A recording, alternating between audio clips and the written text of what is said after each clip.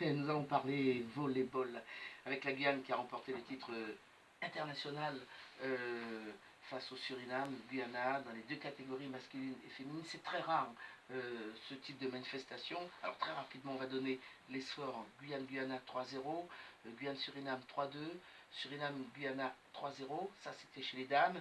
Chez les messieurs, la Guyane s'impose 3-2. Guyana face à la Guyane était là, le Guyana a battu la Guyane 3-2 et puis le Suriname bat le Guyana 3-1, si bien que en finale, eh bien, c'est la Guyane qui s'impose 3-2 face au Suriname, et chez les hommes, eh bien, la Guyane bat le Suriname 3-0. Alors pour nous en parler, bien entendu, Marc-Olivier Anatole, qui est le président de la Ligue de volleyball, et puis surtout une des joueuses, la passeuse Adria, que l'on connaît, qui est déjà venue, et qui, franchement, le volleyball, là aussi, là on parlait de natation, vous avez entendu, mais là aussi le volleyball semble de plus en plus attirer l'attention. On ne va même pas parler du beach volley, mais là, c'est votre avis, Marc En tout cas, depuis 3 ans, on a mis en place cette compétition. Oui. Au niveau de la Ligue, c'est notre 3e édition que l'on organise. Donc, le tournoi inter-Guyane, donc avec le Guyana et le Suriname. Lors de la première édition, les filles avaient remporté la compétition. La deuxième, ce sont les garçons. Et là, pour la 3e compétition, garçons et filles remportent.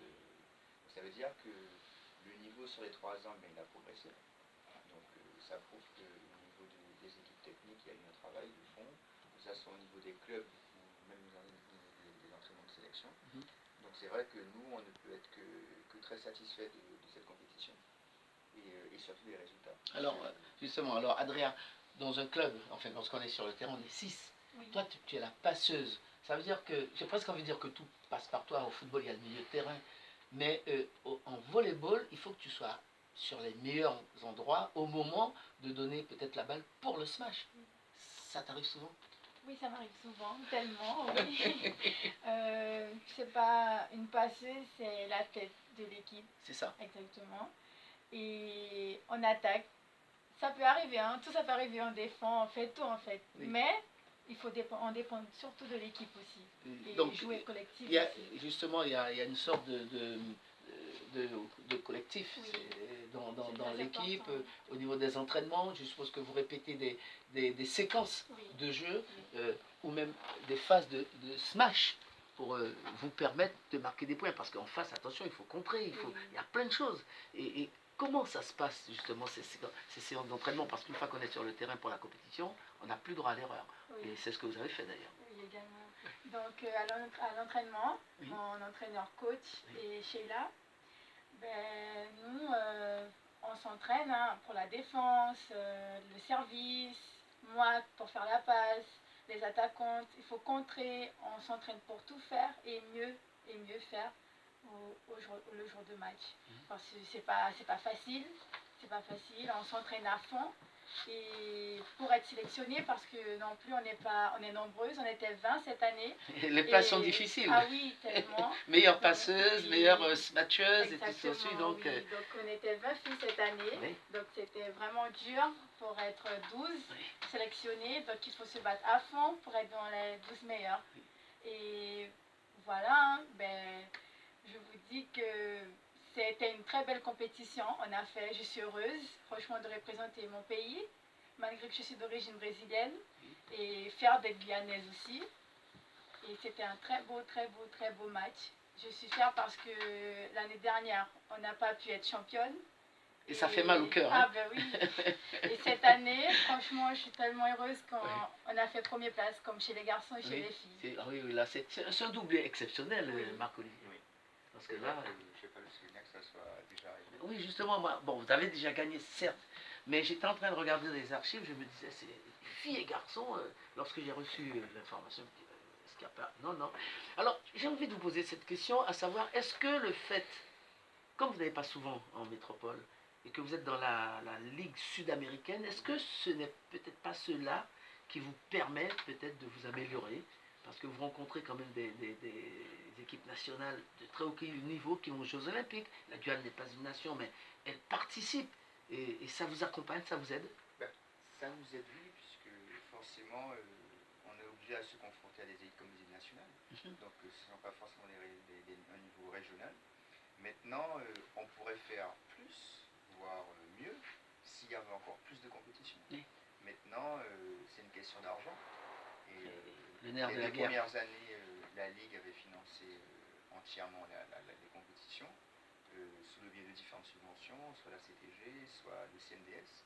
Maintenant, cette année, avec la nouvelle gouvernance de l'Agence nationale de sport, ce sont les fédérations qui ont la compétence de pouvoir redistribuer les subventions. Et donc, stratégiquement, cette année, la Ligue s'est positionnée avec les clubs. Donc, c'est l'USL Montjoly Club qui a été le porteur du projet. Et donc, la Ligue a financé conjointement le projet avec l'USL Montjoly. C'est un projet qui a coûté à peu près 9 000 euros, cette compétition. Au niveau des partenaires, ça fonctionne bien, les subventions arrivent aussi? Au niveau des subventions, oui, puisque nous, on prépare, en tout cas, Ligue, on prépare tous les projets un an à l'avance. Donc, le financement se fait normalement à notre niveau. Donc, après, il suffit que de mettre en place la compétition. La ville de Rémière-Montjoly nous accompagne aussi.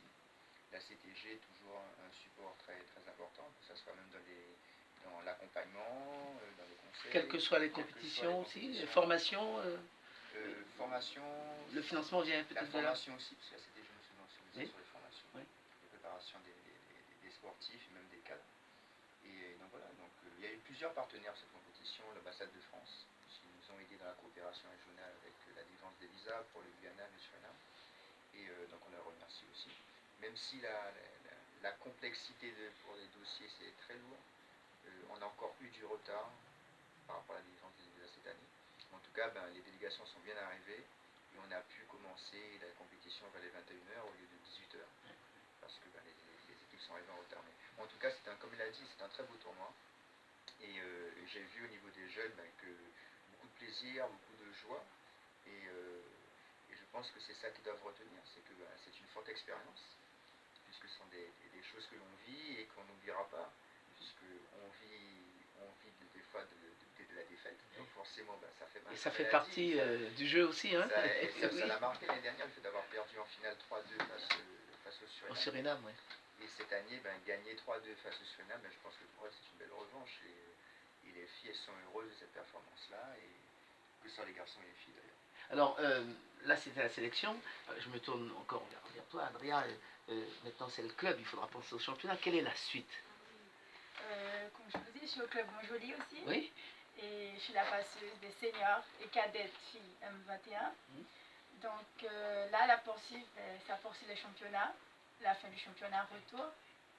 Et à fond à l'entraînement surtout. Et je continue. Et donc, quelles sont les chances de l'USL Montjoly dans ce championnat? Bon, parce qu'on est deux équipes filles. Chez les garçons, oui, d'accord. Chez les garçons, pareil aussi. Deux équipes en senior, oui. Et là, pour l'instant, c'est la une des seniors filles. C'est les championnes de Guyane, normalement de coupe. Et nous, la deuxième, on est troisième, non? Quatrième.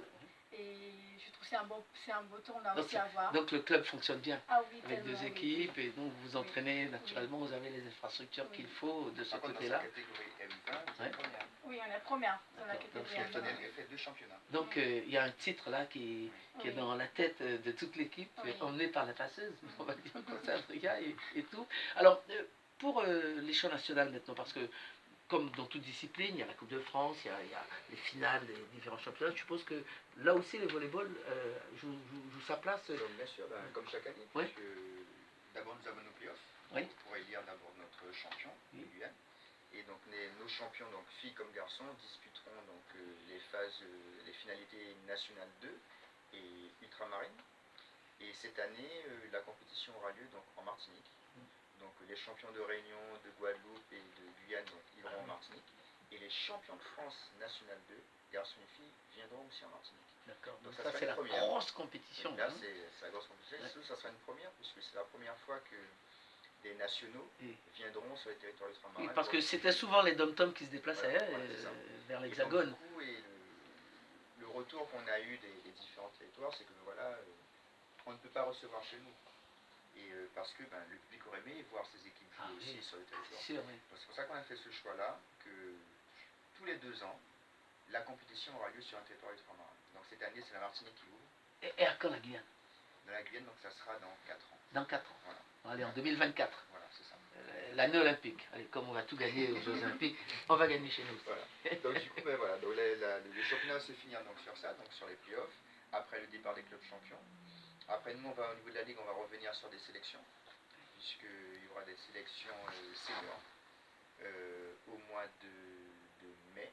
On va développer un premier projet qui sera la conférence Est-Ouest. On en avait parlé déjà au prochain rendez-vous, où ben, ça sera des sélections des joueurs de l'Est comme des joueurs de l'Ouest. Et au mois d'août, par contre, ça sera une sélection de Guyane qui partira au Suriname. Donc là, on prépare le projet avec les autres présidents de fédération, Guyana et Suriname, pour préparer cette compétition au mieux qui va se dérouler au Suriname. Pareil, ça sera le même type que le tournoi M20, mais ça sera au niveau senior, ça sera au mois d'août. Dans de la Ligue. Merci Adria, passeuse. N'hésitez pas, hein, même avec ton club, hein, tu peux venir nous voir. Oui. On va présenter un petit peu parce que voilà une discipline qu'on peut faire partout, à la plage, dans sa cour, en salle et tout. Donc le volleyball, c'est aussi un bien. Merci. Merci à vous.